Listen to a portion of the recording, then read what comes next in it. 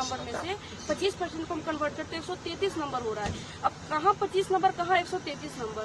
अब ये हो रहा है कि जो फ्रेशर स्टूडेंट है जिनका कोई एक्सपीरियंस नहीं है, बीपीएससी का मैटर है। तो सर आप इसमें बीपीएससी इंजीनियर का है, असिस्टेंट इंजीनियर सर, सर एक मिनट बस। इसमें क्या हो रहा है कि सर कोई स्टूडेंट है जो फ्रेशर है जिसका कोई एक्सपीरियंस नहीं है, वो 306 नंबर ला रहा है, उसका 400 में से उसका सिलेक्शन नहीं हो रहा है।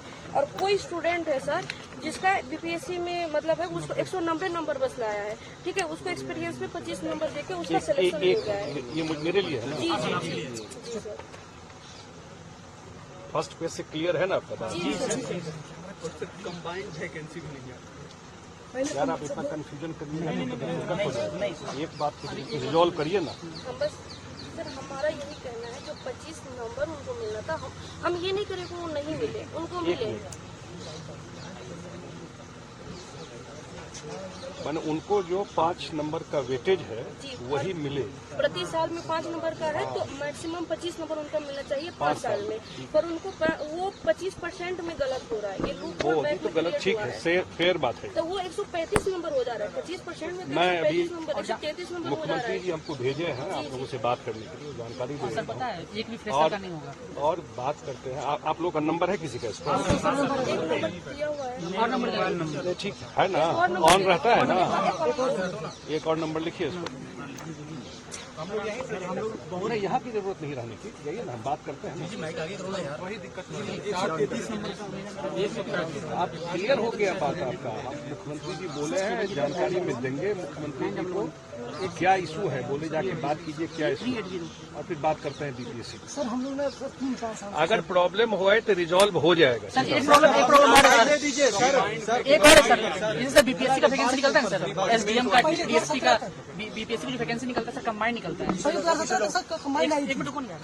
बीपीएससी की जो कंबाइंड सिविल सर्विस का एग्जाम होता है सर, उसमें बीडीओ, सीओ, डीएसपी सबका एक साथ निकलता है सर। हम लोग असिस्टेंट इंजीनियर क्या निकलता है सर? अभी तो आप लोगों का टेक्निकल वाला ले रहा था, बीपीएससी ले रहा है सर, बीपीएससी कंडक्ट करवाती इसमें क्या होता है कि बीपीएससी का डिपार्टमेंट वाइज आता है। इसमें क्या होता है एक बार तो जैसे 15 सीट आया 700 रुपया फीस है। अब हर कंबाइंड होना चाहिए सारे डिपार्टमेंट का। एक बार निकलना चाहिए ताकि एक ही बार। ये 2 इशू है, नंबर का और एक कंबाइंड। आरसीडी हो गया सर, डब्ल्यूआरडी हो गया, पीआरडी हो गया, सब एक साथ निकलना चाहिए। जैसे होता क्या है ना कि जैसे मान लीजिए 4 जगह से फॉर्म है, एक ही बच्चा 4 जगह। ये जो कॉन्ट्रैक्ट वाले हैं जो 135 जो है वो सालों में सेलेक्ट आपकी बात पूरा सीट कॉन्ट्रैक्ट वाला कवर कर देता है सर। और सर जानते हैं क्या हो गया सर, जो कॉन्ट्रैक्ट वाला नियम है, जो बिहार में असिस्टेंट इंजीनियर जो कॉन्ट्रैक्ट पे काम कर रहा है उसको वेटेज मिलना चाहिए। कोई है वहाँ पटना में बहुत लोग पटना में हर दिन जा रहे हैं सर। 1.5 महीना से हम लोग दौड़ रहे हैं सर। हम लोग सर 2 महीना से हर डिपार्टमेंट हर जगह जाके विजय चौधरी सर से भी मिले। ठीक है, बात करता हूँ सर आपसे पूरा सर बार पे लगा एक बिहार के कोसी और सीमांचल के क्षेत्र में कोसी नदी उफान पे है, बाढ़ काफी बड़ा समस्या इस बार फिर बन गया है सर। देखिए, मुख्यमंत्री जी लगातार मॉनिटर कर रहे हैं। नेपाल में इतनी बारिश हुई है कि 300 mm बारिश थोड़े ही टाइम में। आप लोगों को भी जानकारी होगा 1968 के बाद शायद इतनी बारिश नहीं हुई थी। 68 के बाद 6 लाख क्यूसेक से ज्यादा पानी कोसी से निकला है, लगभग उतना ही गंडक से निकला है। मैं भी इस विभाग में था, हम लोगों ने कभी इतना पानी नहीं देखा।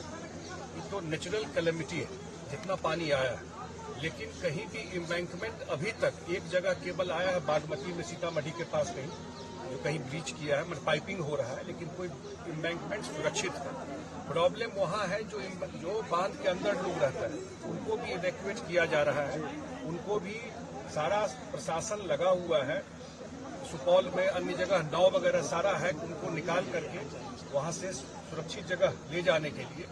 और आप सब जानते हैं कि हम लोगों का लगातार ये बिहार सरकार का भी और मुख्यमंत्री जी का रहा है कि इसका लॉन्ग टर्म सॉल्यूशन होना चाहिए। और ये ट्रेजेडी जो अभी विपदा आई है, ये इतनी बारिश हो रही है, इसमें आप कुछ है नहीं अपने हाथ में।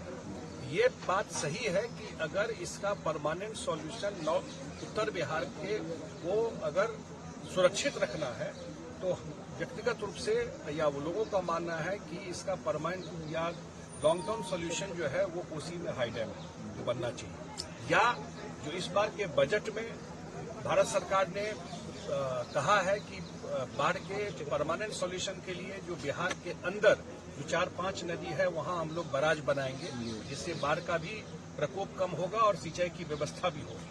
अब ये हाई टाइम आ गया है इस बार का, कम से कम जो बारिश और ये समस्या दिखी गई है कि इसका परमानेंट सॉल्यूशन निकले। केंद्र सरकार भी सीरियस है, मुख्यमंत्री जी लगातार इस पर नजर रखे हुए बात करते हैं। सर, विपक्ष के लोग कह रहे हैं कि सिस्टम और गवर्नमेंट का फेल्यूर है। कमेटी जो बनी थी उसमें कहाँ तक प्रोग्रेस है इसको लेकर? कमेटी ने ही इसको रिव्यू किया ना, यहाँ से कमेटी बनी। भारत सरकार ने आदरणीय प्रधानमंत्री जी के निर्देश पर खुद अमित शाह जी ने भी इसको संज्ञान में लिया। आपको जानकारी है कि दिसंबर में वो गए थे बिहार में, जब ईस्टर्न काउंसिल की मीटिंग थी, इसको संज्ञान में लिया था और ये कमेटी पटना गई थी।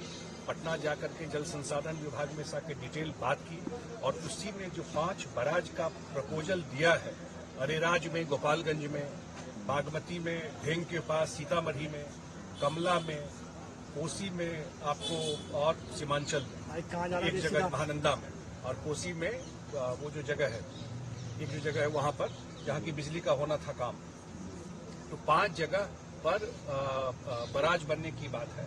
मुझे लगता है ये 5 बराज बनने से जिसका टेक्निकल रिपोर्ट वगैरह चला गया है और जो अगला सेशन आने वाला है तो उसका बजटिंग भी कर दिया जाएगा, जो हम लोगों को बातचीत में जानकारी मिली है। ये 5 बराज पे जो काम शुरू हो जाएगा और ये बन जाएगा तो कम से कम उत्तर बिहार में, मैं बाढ़ का निदान तो नहीं कहूंगा, लेकिन काफी उसका जो असर है वो थोड़ा डाइल्यूट करेगा।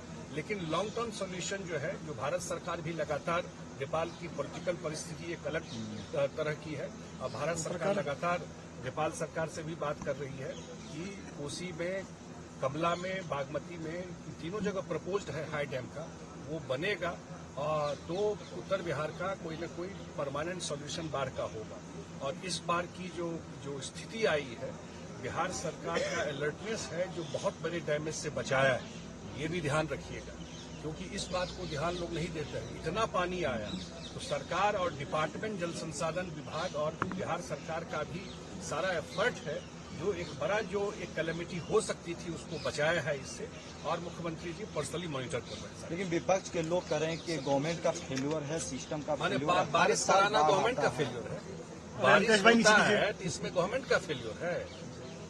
क्लाइमेट चेंज हो रहा है, अगर हिमालय मेल्ट कर रहा है, अगर नेपाल में इशूज है, अगर गवर्नमेंट तो सोल्यूशन दे रहा है। मैं तो कह रहा हूं कि गवर्नमेंट का काम है, इतना पानी 1968 के बाद आज तक नहीं आया था।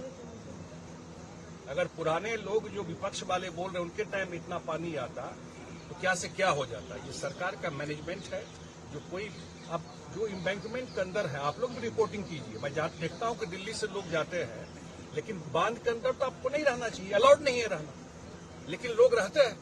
अब मैं देखता हूं बहुत सारे लोग कैमरा लेके उन्हीं के पास पहुंच जाते हैं, उनको रहना ही नहीं है वहां पर। अगर आप पानी में जाकर रहिएगा तो बाढ़ नहीं आएगा घर में। मैं तो देखा हूं ना, हम लोग अपील करते थे कि बांध के अंदर क्यों, बांध बनाया क्यों गया कि बांध के बाहर आप रहेंगे, तो पानी वहीं गया है जो बांध के अंदर में लोग रहते हैं, और वहीं खाली कराया गया। Thank you sir. Thank you sir.